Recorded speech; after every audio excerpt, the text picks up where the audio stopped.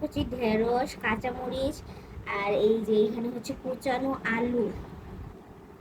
আপনারা সব দেখেন আমি কি বানাই।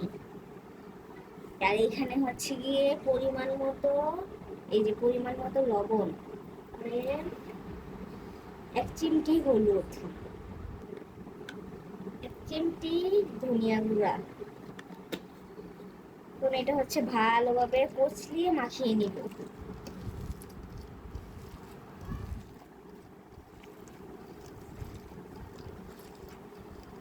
ভালোভাবে এটা মাখাবো। এই যে এইবার একটা ডিম ভেঙে দিলাম।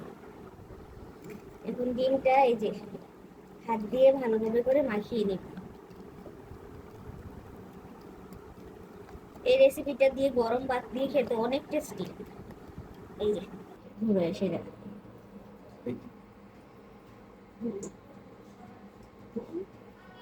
এই যে আমি হচ্ছে গিয়ে এখন এই যে ডিমটাকে ভালোভাবে ছড়িয়ে দিব, কারণ কি আমার হচ্ছে গিয়ে ঢেঁড়সটা আর কুচানো আলু, পেঁয়াজ, তারপরে হচ্ছে কাঁচামরিচ, এটা তো ভালোভাবে সিদ্ধ হতে হবে।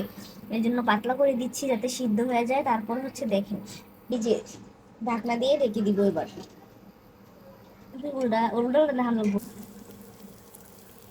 ডাইকা দাও 120 দিয়ে সিদ্ধ। আজকে এই যে আমি যে রেসিপিটা বানালাম, এই রেসিপিটা দিয়ে ভাত খাচ্ছি। খেয়ে দেখি, ফার্স্ট টাইম যেহেতু বানিয়েছি, খেয়ে দেখি কেমন। দারুণ টেস্ট হয়েছে। আপনারা এভাবে ট্রাই করে দেখবেন, অনেক টেস্ট, আসলেই অনেক মজা।